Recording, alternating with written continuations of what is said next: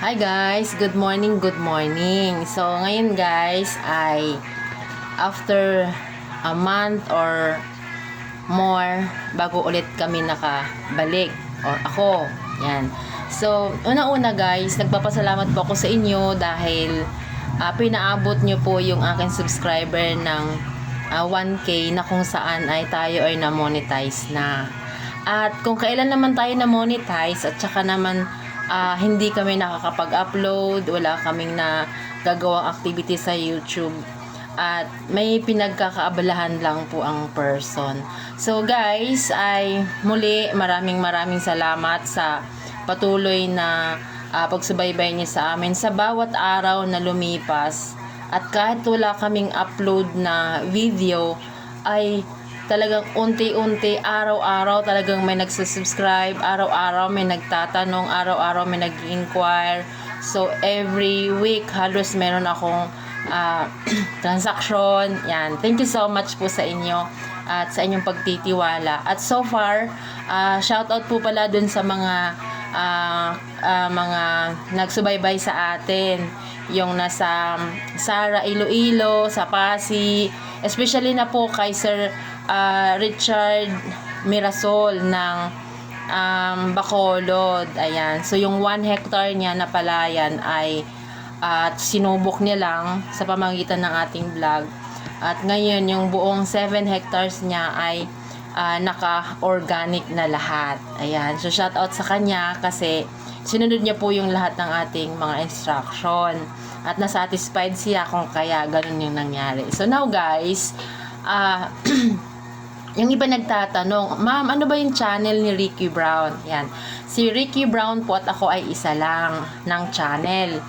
Sapagkat siya po ay nakakommit po ng isang meron po siyang isang commitment na hindi niya mahindian, kung kaya for now ay wala siya at umabot din ng sobrang buwan na hindi kami nakakapag-upload kasi kayo dahil hinahanap niyo palagi si Ricky Brown. So ngayon guys, hindi naman yun importante. Ang sa atin dito is may paabot natin yung inaasahan ng mga subscriber natin.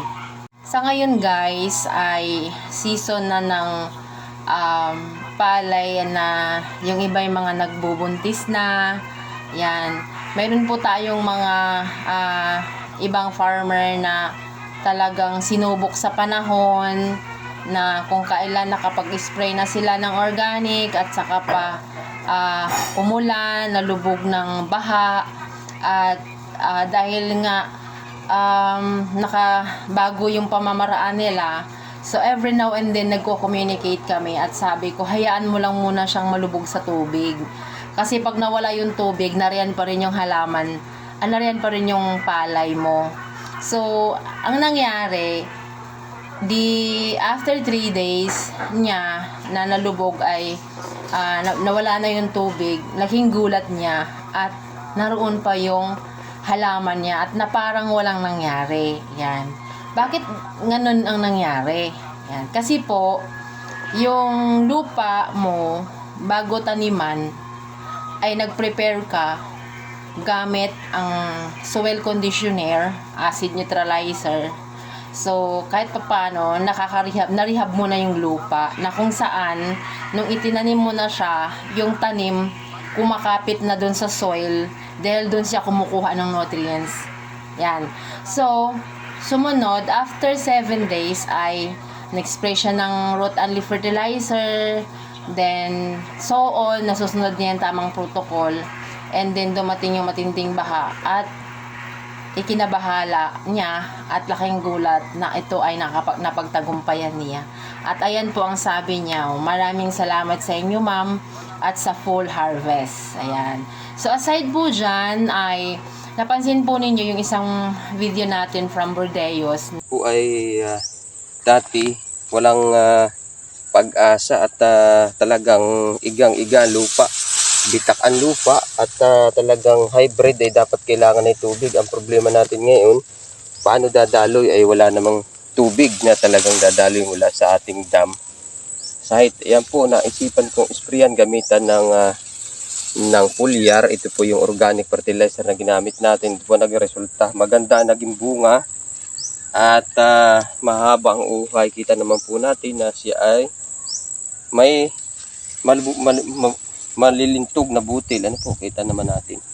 At isa pa, ay siyempre masaya, may pag-asang gumanda ang ani o dumami ang ani mula po sa ating kaibigan na nag-promote po ng organic na fertilizer na ito na foliar. Ay yan po, at kami po ay nagpapasalamat at binigyan niya kami ng pagkakataon upang maging retailer po nitong foliar na ito po ay full harvest ang pangalan, full harvest leaf and root fertilizer. Yan po yung ginamit ko dito. At meron pong isa pa din na ginagamit sila na pang condition ng lupa. Yun yung full harvest inoculant. Yun po yun, at gagamitin natin sa mga susunod pag tayo ay makakabukid. Ano po? Ang kinuwento naman po niya sa akin ay wala nang ulan na dumating or nawala na ng tubig yung irrigation sa panahon ng pagbubuntis pa lang ng palay. So, ang ginawa niya, sinunod niya rin yung protocol na sinabi namin ni Ricky Brown, na kung saan sabi niya, kung hindi ako gumamit ng organic, ay baka 20 sako hirap ako makabawi. Yan. Pero dahil po ay gumamit kami ng organic, kami po ay naka 63 bags. Oh, yan. So, hindi na siya naglagay ng fertilizer kasi wala na pong tubig. Hindi po tayo makakapag-fertilize kapag sobra sa tubig or walang tubig. So, yun po ang ating organic farming system. Kahit anong kalagayan ng lupa, kahit walang tubig, sobra sa tubig, ay kaya yan ng organic farming system. So dito guys, pinapa-emphasize po natin na kumbaga binibigyan po namin kayo ng assurance na sundin lang yung tamang protocol at wala kayong alalahanin. Ayan guys, so ang pag-uusapan po natin ngayon patungkol po sa palayan, na kung saan ngayon po ang mga palayan ay mga nagbubuntis na, yung iba ay may mga 1 buwan nang nakatanim. Yan. At ang pinoproblema po nilang palagi is yung damo, yung kuhol, yung mataas na urea, na presyo ng urea, yung insekto, ayan, at yung kung minsan hindi balanse or yung inilagay nilang pataba ay hindi fit doon sa season na yun or sa variety na yun. May mga ganon na factor. So, dito po sa organic farming system guys, ay kung napapansin ninyo doon sa iba nating vlog, ay hindi na natin masyadong pinoproblema yung kuhol at saka yung damo.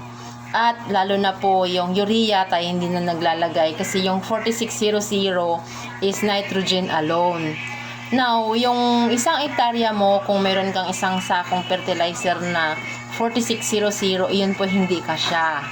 At maliban po doon, nagkakahalaga po ang urea ng 2,300 up to 2,800, depende po sa area. Kasi may area na mahal, may area din na mura. So ngayon, hindi po siya sapat para sa 1 hektarya. At ito po yung masakit na katotohanan. Yung 1 sakong fertilizer na inilagay mo, hindi sapat. So, kailangan mong dagdagan, gawin mong 2. So, nilagay mo yung 2 sako after 2 weeks ng transplant mo. Ang masaklap doon, magmula nung inilagay mo, 2 hanggang 3 linggo lang ang bisa na yung inilagay mo. After that, mawawala na ng bisa o mawawala na ng pagkain yung halaman o yung palay, kung kaya bumabalik siya pagka yellowish. Kaya napapansin nyo na sa hybrid, mayroon silang mga number of bags na requirements na kailangan maubos ng 1 cropping sa 1 hektarya para ma-hit nila yung goal nila ng number of bags na hina-harvest. Yan. So, Ngayon, sa kadalasan sa atin ay nandyan tayo sa inbreed, na maraming nag-i-inbreed, lalo na yung may mga kalating hektarya lang, may mga 4,000 square meter lang, inbreed ang ginagamit at pang sarili. Yun yung target natin, kasi lalo na pang sarili. So, mabalik tayo doon sa 2 linggo yung visa. Bago mawala yung visa nung nitrogen, ay magkakaroon pa yun guys ng pagtaba na bigla nung palay. Sobrang green, ang ganda-ganda. Pero hindi mo napapansin yung dahon ng palay, may mga white blights na siya, may mga insekto na siya, yan, ganyan. So, ang gagawin natin, kapag may nakikita tayong ganyan, pupunta tayo sa agricultural supply at sasabihin natin yung problema ng palay. At ang gagawin naman syempre doon, ay bibigyan kayo ng pang-spray at sasabihin na ito yung nararapat doon. So, ginawa natin in-spray. So, pag-spray ninyo, noong nasabing chemical, namatay nga yung insekto. So, pagkamatay ng insekto, okay ka na kasi patay na siya. Pero maya-maya may lalabas na naman. At yung lumabas ng iyon, ay doon din galing. Ibig sabihin, kapag may lumabas na insekto doon at may natitira ka pang chemical na ginamit mo pampatay nung nauna, syempre sasabihin mo, meron pa ako nito, ito na muna ang gagamitin ko. Ang masaklap doon guys, hindi na siya namamatay. Babalik ka ulit doon sa agricultural supply para ikwento na naman kung ano ang merong doon sa palayan mo. And then, syempre sasabihin nila sa'yo, eto yon. So, mas mahal na nga lang ito kasi mas mataas na klase. So, hindi nyo napapansin, yun at yun at yun ang nangyayari sa palayan. Kaya habang tumatagal, lumalaki yung gastos ninyo. Hindi naman yun nakakatulong para pagandahin yung palay ninyo. Ang ginagawa lang nun ay kinokontrol yung peste para hindi atakihin yung palay, para kahit paano ikay may ma-harvest. Sa organic farming system guys, ay pinopromote natin na zero chemicals, or sa transition period mayroon pa tayong natitira kahit papano. And then less expenses. Yan, less expenses kasi so far guys, napapansin niyo sa mga vlogs ko na testimony ng mga farmer, hindi na sila nag-i-spray ng para sa atangya, sa bore, sa uod, sa daga, so whatsoever, hindi na nila ginagamitan. Sapat na yung organic farming system na in-apply nila. So, ayun guys, mabalik tayo doon. After doon sa 2 weeks na yon na visa, syempre magbubuntis na yung palay, magsasabog na naman si farmer ng tinatawag nilang top dress. Yan. Pag nilagay nila yung top dress na triple 14 or yung iba nilalagay 1620, ganon. So, pag nilagay nila yon, 2 weeks na naman ang hiniintay lang no visa noon. So, hindi pa po nag-harvest yung palay ninyo, wala na silang pagkain. Ibig sabihin, wala nang nutrients na nakukuha kasi ang nutrients na kinukuha na pinanggagalingan nila ay doon sa synthetic, hindi doon sa soil.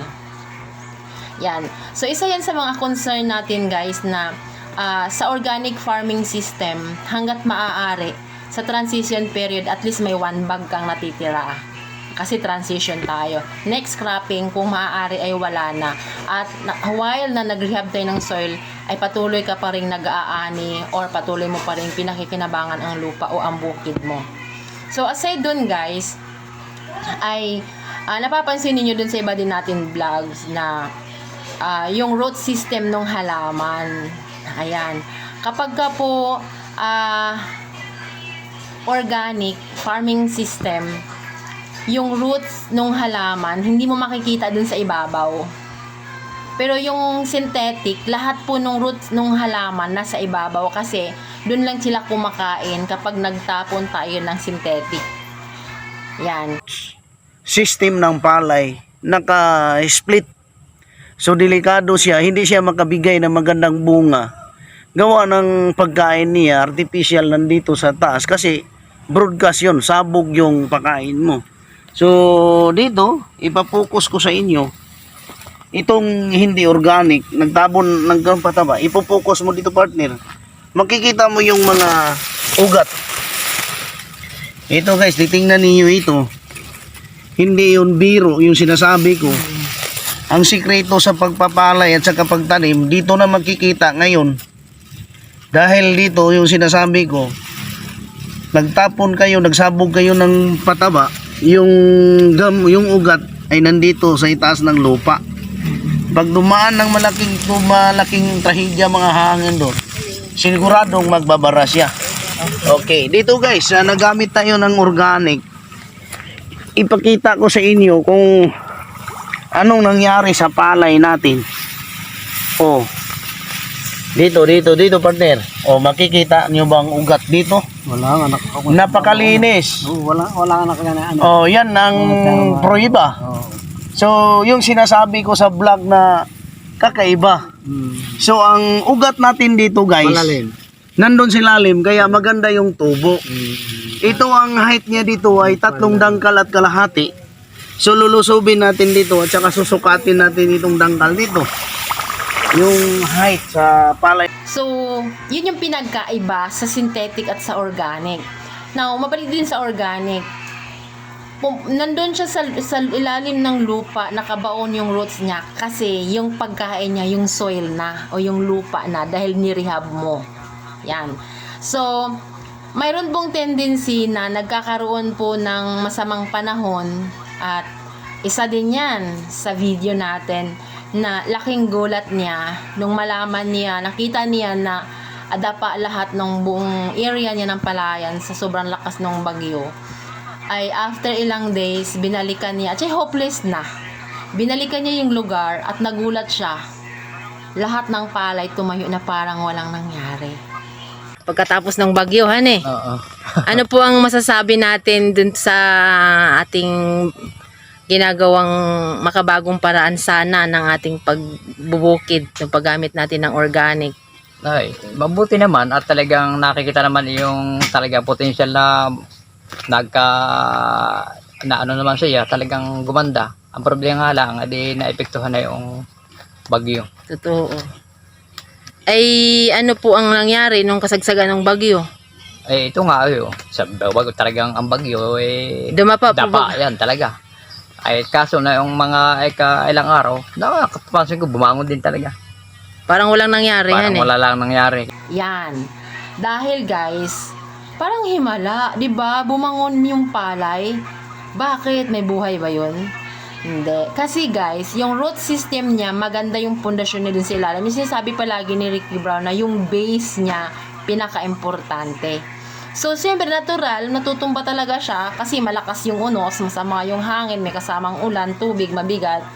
Pero, kinabukasan, unti-unting bumabangon siya kasi patuloy na nagbibigay ng pagkain yung lupa dun sa halaman.